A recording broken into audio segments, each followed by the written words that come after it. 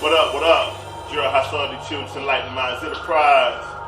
Coming at you, man. We in the shop. This is where I do my hair trapping at. It's the homie, man. It's the fam. Mr. Chuck, Charles, you know what I'm saying? Some of you may know him, some of you may not. But if you don't know him, we about to get to know him. You know what I'm saying?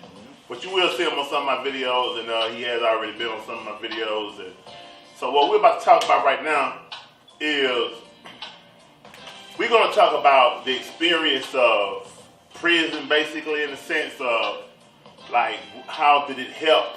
You know, unfortunately, him and I both went through that process that definitely played a part to get us to where we at right now in our personal lives. So we're going to talk about that right now, and hopefully, man, we all able to build and grow and get something out of this here. So, what's up with it, my man? Slow boogie, no disco. All right. So, man, let's go into, like, when you went, like the time you went, how old you was when you went, where your mind was when you went, you know, the kind of pattern and lifestyle you was living when you went, the way you was basically responding to life, and anytime you ran into challenges and difficulties, anything that challenged you, how you responded to that, versus you know, where you at now. Just kind of like take us from that point, that Chuck, to this Chuck right now. Okay. Good question, good brother. Good question. Man, well, it all actually started way before prison. Originally, man, I'm Cleveland, Ohio, representing 216. Doing things there, man, transformed to me doing things down here in Texas. The mindset is basically what kind of engulfed me. Trying to do things fast, slick, easy, all those things above. But I never really was a flashy guy. So when I finally did get jammed up, 1990, 17, turned 18 years old when I finally got to prison, was sentenced for 2 counts of aggravated robbery, pistol case, got sentenced to 26 ag. Basically, man, I was a kid. You know, I was a kid, man, doing adult things in my mind, trying to call myself providing and doing it all the wrong way because I just saw the easy money. Wasn't really into moving dope and all that stuff too much, man, but I did my thing.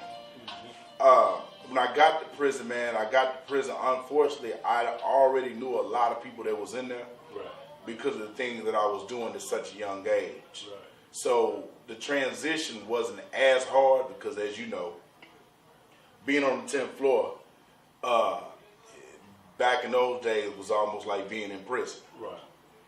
So like I said, when I got to prison, man, the transition of being from free county prison, it was kind of weird because it wasn't a real hard transition. Maybe because I was so young at the time. But when I finally did land in prison, like I said, 26 ag, man, and just being away from your family initially, trying to learn the new things, not being from Texas, but knowing quite a few people in Texas, it was a shock, but it wasn't an early on shock. The shock for me actually happened after I was gone a couple of years and waking up realizing that, man, you may not get out of here, man, till you about 50 years old, in my mind at the time. But fortunately for me, man, I got a time cut, man, in 1991, which helped me out a great deal. And from the time I got a time cut in 1991, I started to deal with a lot of people in prison who wanted to be more than just dudes in prison. I started to kind of get with guys, man, who were a lot older than I was, because these were my uncles and father figures and things of that nature, and some of the guards also. Right. But overall, man, unfortunately, man, and fortunately, it was a blessing. It was a blessing in disguise. I did my fair share of squabbling and all the little silly things, man, that you do when you're young, you're in prison, squabbling and gambling and all the little silly things, man. It's a lot of things I can't even talk about, Right. as you know. Right, for sure. But just that transition, man, it didn't hit me till later on. A lot of people I saw, it hit them early on. Maybe some people are built differently. Not saying some people are weaker or stronger, just people different. Right. But that's when it hit me, man. And when it hit me more so than any of being gone was when my grandmother died. When my grandmother died, man, in 2000, it crushed me. I had been gone 10 years at the time. That right there changed me into the man that I really wanted to be. I wrote, the loss was devastating because I got so used to being in prison. I grew up there. Right. You know, you talking about a young man that's 18 when you hit prison and 28 when your grandmother died. I grew up majority of my life in prison at that time. But what I did, man, I wrote a letter to myself. And when I wrote that letter to myself, man, I explained to myself what I needed to do, where I wanted to be, and how I was going to attempt to do it once I touched down. So the one thing I knew, I'm like, man, I got to make sure I'm all right no matter what. Right. And that is the one thing, man, that started me on my journey of becoming who I am right now. And surrounding yourself with like-minded people. Right. Yeah.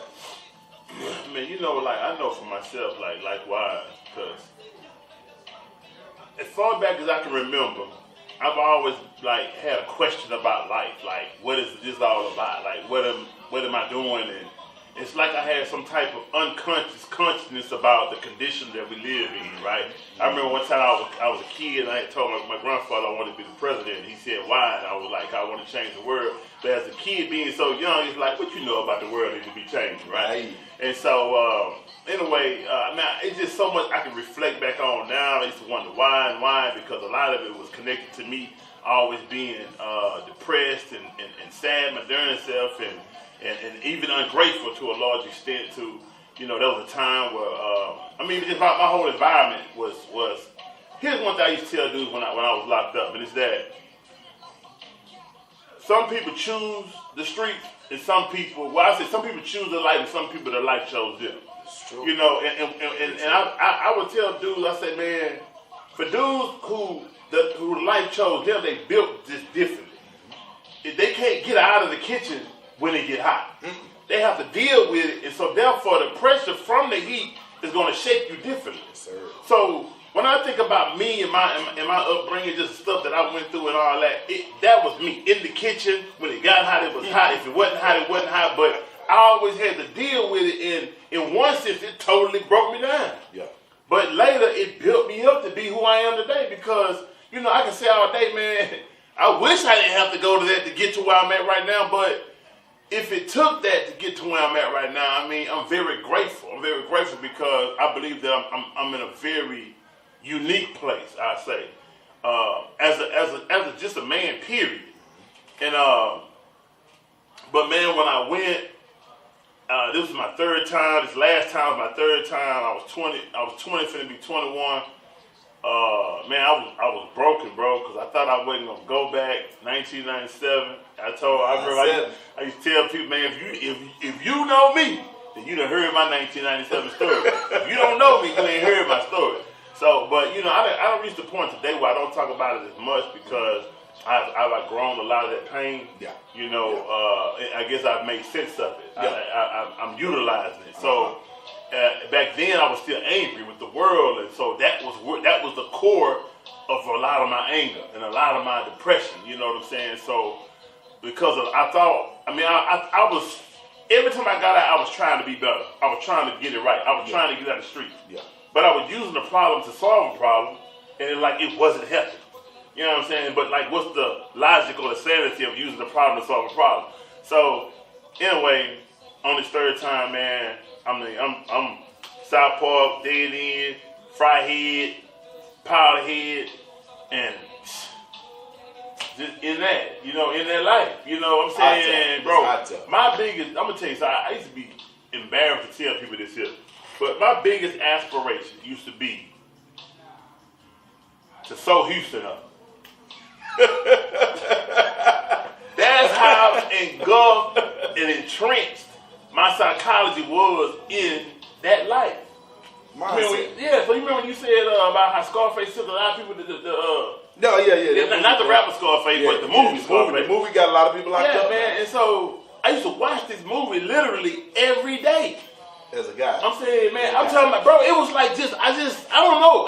That was my shit. So I had that movie on every day. I would have it on Jam and Screw with the volume down, and just I knew what they were talking about. I can tell you what they saying right now. That was your guy. It's just it's on, but while in the same while I'm not really understanding how it's programming me to a certain extent. And so unconscious. Yeah, and so man, anyway, that third round, it broke me. I caught this case, man. I had a son on the way, and I'm crazy about my son, mother at the time.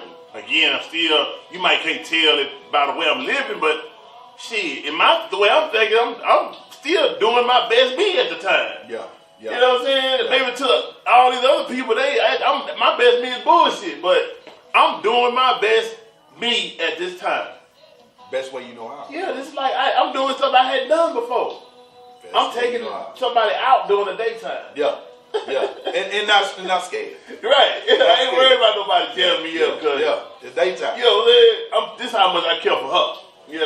But anyway, man, when I caught that case, man, it really broke me mentally, man. It broke me. I would say spiritually, man. That's probably like I cried a lot then. I was suicidal, bro. And it's just so much to that. But my mentality was then. My mentality then was totally counterproductive. Everything about what I done was counterproductive. It was a slow death. Yeah. I'm saying from fornication, me not trusting women, me getting high, drinking all the time. All of it. The whole lifestyle was. It wasn't me producing life. It wasn't me trying to live. It wasn't me even knowing how to live. So when I got in prison and started reading all the time, because my objective was, they said that we have all these brain cells in our brain. And they said we want to use 5%. So my belief is that God didn't give us all this just for nothing. So I just started reading. I said, I'm trying to repair my brain because I could barely talk when I left.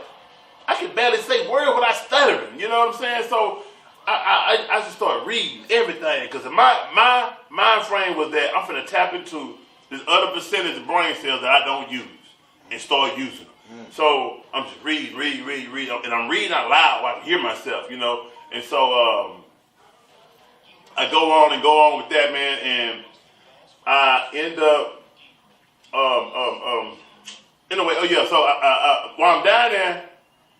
I lost my thought for a second. When I'm down there, I'm reading, and I just go through all these different phases and processes, man. I remember when they first seen me, parole come see me after about 4.5 years, because they gave me 40 years in trial for gun possession and for gun possession and possession of drugs. So I remember when they come see me for parole after 4.5 years. I told dudes like wish you luck. Hey man, I hope you make it home. Man, I'm not even ready to go. They're like, what? I'm like, I'm not even ready to make parole. Like, why? I say, because I know I have not changed. I don't know how to respond in life no differently than I have always responded to life. But that's real, though. Right, and so it's a blessing that I was even to be aware of that, though. But that was maturation of you changing. Right, and so, it's really, I used to tell people, I said, a person is not going to stop doing something until, you know how they say Newton's law is, something like it's an action is equal but opposite equal opposite reaction, something to that extent. Some of y'all know the Newton's law. Yeah? If you don't know it, look it up. You know what I'm trying to say. But the thing is that here's another way of putting it though, is that the only thing that's going to stop this force from going this way is something that's strong enough or powerful enough to stop that force from going that way. But to make it go back this way has to be a force that's stronger than what sent it this way. That's Newton's law. So a behavior, a way of thinking, if an individual is getting rewards, even no matter if they're cheating, lying, whatever it is, if they feel like they're getting rewarded for what they're doing, they're not going to change until something happens that shifts them in a sense to make them go in a different direction. But the experience has to be powerful enough to make them go in another direction. Sometimes we add, like, how can a person continue to do certain things? But it's because they just haven't ran into a force enough that powerful yet. Like you said, the pain from your grandma, that was powerful enough to shift you. And so my pain as well. You know, and unfortunately, we all have to experience enough pain to make us go in a different direction. Everybody's level is different. Right, and you are really, really blessed if you're able to take heed by just hearing something. Boy. If you're able to take heed by somebody telling you something, then you are truly magnificently blessed. Tremendously blessed.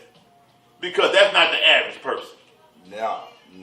Especially in our situation. For real. It's not at all. For real. So, man, I went from that, you know, I know I'm going to bring mine to a close because I don't want to hold y'all too long, but to come from that, man, from me being in that position, me going through the process of where I went from to where I am today, it was definitely a process, but I was my life then was counterproductive. And when I started reading everything down there and started coming to these books where it started making me see life from a different perspective to where I started desiring to live.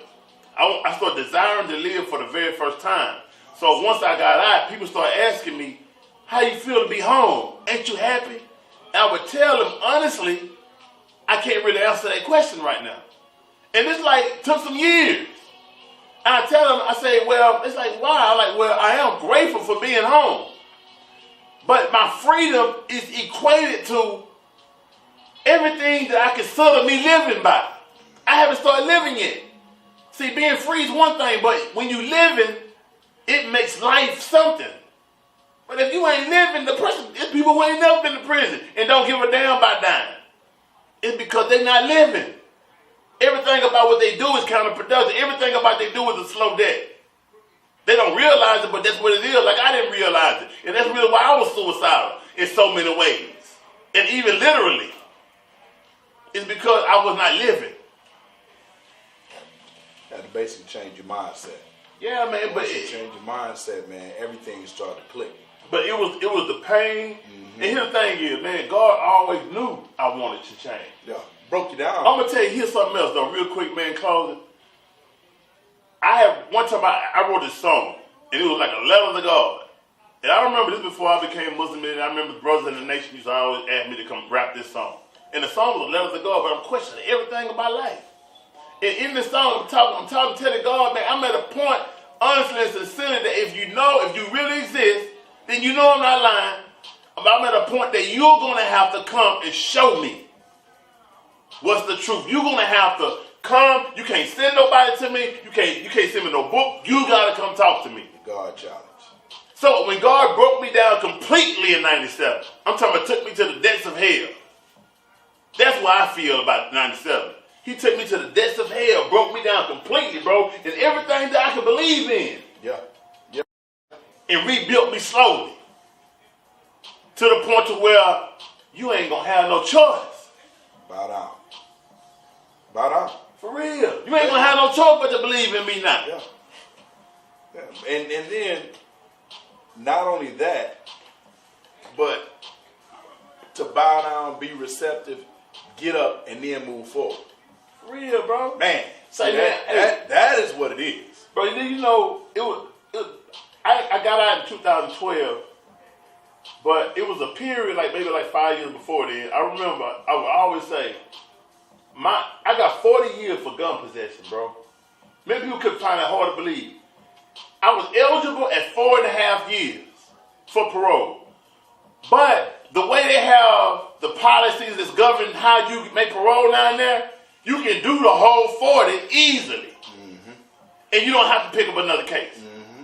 So God really allowed situations to get me that kind of time. And it's like he gave me just enough to either say you can get your shit together and come home, or you can spend the rest of your life in there. I used to compare that situation to Jonah, that story about Jonah in the well. Yeah. And according to the way it was narrated to me, it was said that he had a mission to carry out. He had to serve God in some kind of way, right? And so he was running from that. And God had the whale swallow him up, right? According to the story. And that he said if he hadn't submitted, this is the way it's written in the scripture, had he not submitted in there, God would have left him in there with the belly of that whale to the day of resurrection. And that's how I felt like we call that the belly of the beast. The beast. The belly of the beast. And that's what it is. Until you get your act together, you will constantly, you can come home. You can come home.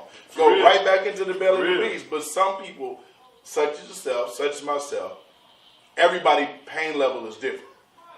But in order to really have that ultimate change, you have to be broken down all the way. Hell yeah. You have to be, if you're not broken down all the way, and like I say, everybody has a certain level. Right. Some people can just be told, and that's their breakdown. Some people have to be showed, and that's their breakdown. Fortunately and unfortunately for us, we had to be showed. We had to go through it. Yeah. But once we got to that point of what our back was so strong on that floor, we couldn't do nothing but look up. You just got tired. You got tired. You got sick and tired of being who you were, and you like, man, I gotta be a better me. You put your God challenge forward, brother, and now from that point to where you're at right now, you're no longer that person you used to be. No, am I? For sure, most definitely, bro. You know, I know today some people don't even. You know, one time I was called a pretty. I was told I don't come off as a street guy. I'm like a pretty thug or some stuff like that. But anyway, it's hard for many people to even connect me today, connect Hassan to shoot, man. Pretty style thug is what it was something. Yeah, pretty style thug, like, yeah. Kind of like a ball player. Yeah. It looked like they street. Yeah. It's not a role. It's not a role. Right. You know what I'm saying? Right. And, you know, I used to get offended by it because for one time thinking like you calling me fake or something, but now I really see it's a compliment because it's to say that I've changed so much that, you know, people can't even detect or get that energy or to see, you know, that nigga, you know what I'm saying, which, you know, I definitely was at one point in time. So, man, I really appreciate you, bro, and we finna bring it to a close. Yes, sir. Always a privilege. And, always a privilege, black man. And this ain't gonna be the last time y'all see my people, man. Bad night. On this here. And to my sons, man, Trevon, Dalen, Dane, Darius, man, we all gonna have to put something together, man, because I want the world to also get a piece of the way y'all think as well in y'all experiences, man. So, true indeed. Peace and blessings, everybody. Thank you for being patient enough to listen to the whole video. We know how y'all be. Man, get in the comments. Go to my YouTube, Enlightening Minds Enterprise, Gerald Hassan and Children. Subscribe, like, and invite all your people in your family. And share it like you're sharing all the other nonsense that you listen to. What you waiting on? You know what I'm saying? Peace.